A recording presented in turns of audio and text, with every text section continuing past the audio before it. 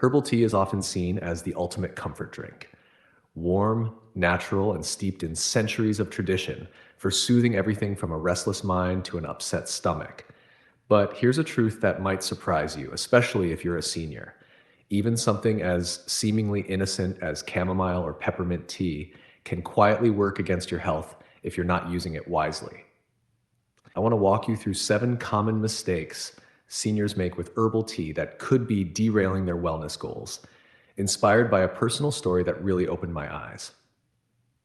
My Aunt Clara, who's 71, was a tea fanatic, lavender for stress, licorice root for energy, you name it.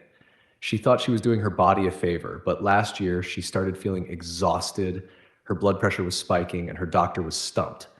Turns out her daily licorice tea habit was throwing her system into chaos. That was a wake up call for me, and it's why I'm passionate about helping you avoid these pitfalls. Herbal teas are powerful. They're packed with compounds that can affect your body, your medications, and your energy levels.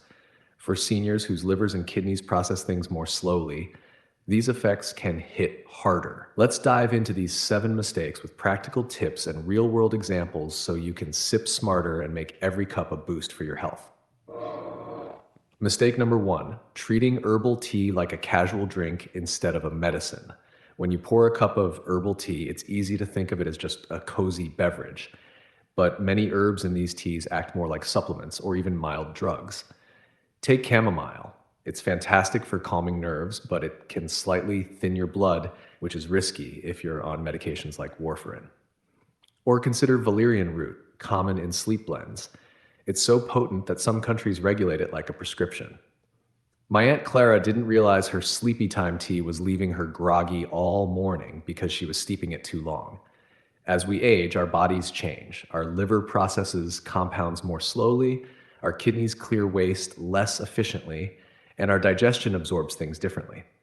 A tea that felt gentle in your 40s might now mess with your energy or medications in your 70s.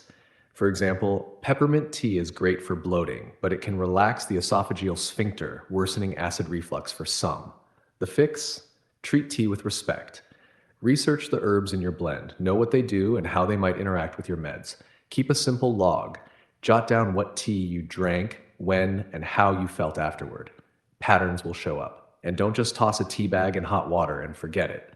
Steeping for 2 minutes versus 10 can make a big difference in strength. Consistency is key. Mistake number 2, mixing herbal tea with medications without knowing the risks. If there's one mistake that can turn a healthy habit into a health hazard, it's this. Many seniors juggle prescriptions for blood pressure, cholesterol, diabetes, or sleep. Adding herbal tea without checking for interactions is like playing roulette with your body. Take St. John's wort, often found in mood-lifting teas. It speeds up how your liver breaks down drugs, which can weaken antidepressants, heart meds, or even chemotherapy. My neighbor, Frank, was shocked when his cholesterol meds stopped working. His daily stress relief tea with St. John's wort was the culprit. Or hibiscus tea, praised for lowering blood pressure. It's great, but if you're already on antihypertensives, it can drop your pressure too low, causing dizziness or falls. Even green tea, a health darling, can interfere with blood thinners like warfarin because of its vitamin K content. These interactions don't always show up right away. They can build over weeks, making it hard to connect the dots. Seniors are especially vulnerable because our bodies metabolize drugs and herbs more slowly. A tea that seems fine today could be quietly undermining your treatment. The solution? Always talk to your healthcare provider about your tea habits. Yes, even for something as simple as tea. Your pharmacist is a goldmine. They often know which herbs clash with specific drugs. Bring the tea box or ingredient list to your next appointment. It might feel like overkill, but it's a small step that could prevent big problems. Mistake number 3, relying on herbal tea as a cure-all for health problems. It's so tempting to think a cup of tea can fix everything, weight gain, anxiety, or digestive woes. But herbal tea isn't a magic wand, and believing it can solve complex issues alone is a trap. My friend Maria started drinking oolong tea to boost metabolism, but without cutting back on sweets or walking more, her scale didn't budge. Teas like fennel or ginger can ease bloating, but if you're eating heavy, Processed meals or skipping veggies, they're just masking the problem. Same with stress. Lavender or lemon balm tea can soothe your nerves, but if you're barely sleeping or feeling isolated, tea won't touch the root cause. I saw this with my cousin, who drank chamomile every night to de stress, but never addressed her work overload. Or take inflammation. Turmeric tea has anti inflammatory compounds, but it's no match for a diet high in sugar or a sedentary lifestyle. Tea should be a teammate, not the whole game plan. Pair it with foundational habits. Eat nutrient rich foods, move your body daily, prioritize sleep, and manage stress holistically. Think of tea as a booster, like adding a little extra flavor to an already healthy lifestyle. Mistake number four: overusing teas that are too stimulating or too sedating. When you find a tea that works, say it gives you a morning jolt or helps you drift off at night, it's easy to lean into it hard. But overdoing stimulating or sedating teas can backfire. Green tea, yerba mate, or ginseng blends are awesome for focus and energy, but sip them after 3 p.m. and you might be tossing and turning. My brother in law Joe couldn't figure out why he was so wired at night. His afternoon ginseng tea was the sneaky culprit. These teas often have caffeine or caffeine like compounds that can raise your heart rate or blood pressure, which is riskier if you've got heart issues. On the flip side, calming teas like valerian, passion flower, or lemon balm are perfect before bed, but drink them mid morning and you're fighting to stay awake. My Aunt Clara once drank a valerian blend at lunch, thinking it'd relax her, and ended up napping through her book club. Seniors feel these effects more because our bodies clear compounds slower, so a sedating tea at 8 p.m. might still drag you down the next morning. Plus, stacking effects, like pairing green tea with coffee or chamomile with a sleep pill, can amplify things too much. The fix? Be strategic. Use energizing teas in the morning or early afternoon, calming ones 30 to 60 minutes before bed, and don't drink either daily. If you need more tea to feel the same effect, take a break. Your body's telling you it's time to reset. Mistake number five: choosing teas with hidden or unsafe ingredients. Not all herbal teas are as pure as they seem. Some brands use proprietary blends, listing herbs like senna or dandelion without saying how much is in there. That's a problem when senna is a powerful laxative. One cup might be fine, but another could leave you dehydrated or cramping.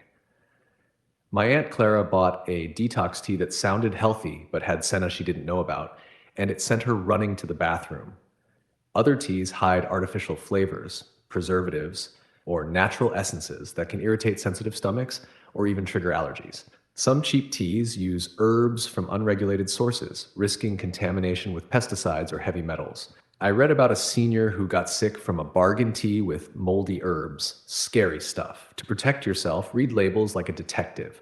Skip teas with vague terms like herbal blend or natural flavor.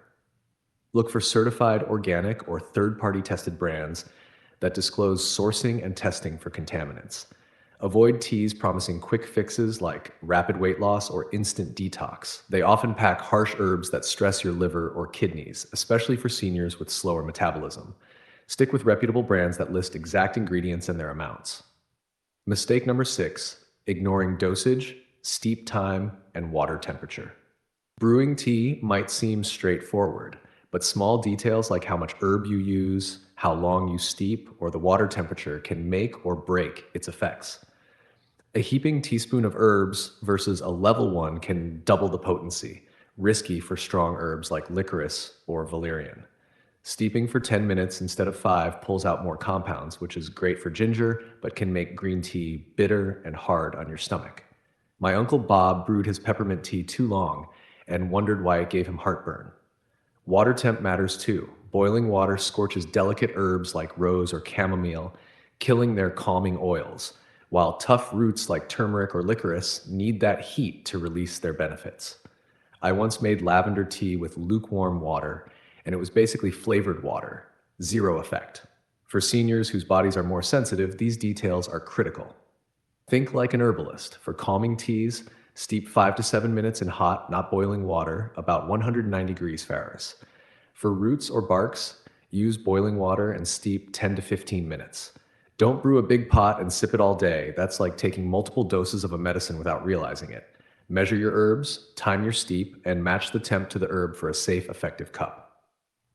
Mistake number 7, drinking tea at the wrong time of day. Timing your tea is like timing a good joke. It's all about delivery. Calming teas like chamomile or valerian shine 30 to 60 minutes before bed, helping your body wind down. Drink them in the afternoon, and you're yawning through your day. My friend Susan kept sipping lemon balm tea mid morning and couldn't stay focused. Swapping it to bedtime changed everything. Energizing teas like green tea or holy basil are best in the morning or early afternoon.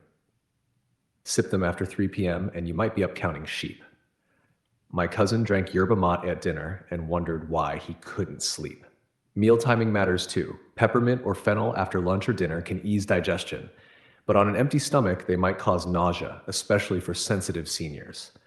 Teas high in tannins, like green or black tea, can block iron absorption if sipped with meals, a big deal if you're prone to anemia. My mom started waiting an hour after eating to drink her green tea, and her energy improved. For hormonal teas like licorice root, morning is best when your body's cortisol is peaking. Build a rhythm: morning for energy teas, post meal for digestive ones, evening for sleep blends. It's a simple tweak with big payoffs.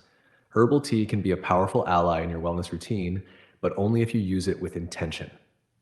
These 7 mistakes, from ignoring medicinal strength to mistiming your sips, aren't just slip ups. They're missed chances to make every cup work for your body. My Aunt Clara's back to enjoying her tea, but now she's smart about it, checking labels, timing her cups, and feeling better than ever. Choose quality teas, research ingredients, listen to your body, and treat tea like the tool it is. If this video opened your eyes, give it a thumbs up. It helps others find these tips. For more practical advice on aging well and living healthier, hit subscribe. We drop new videos every week to empower you, one small step at a time. Until next time, sip wisely and take care.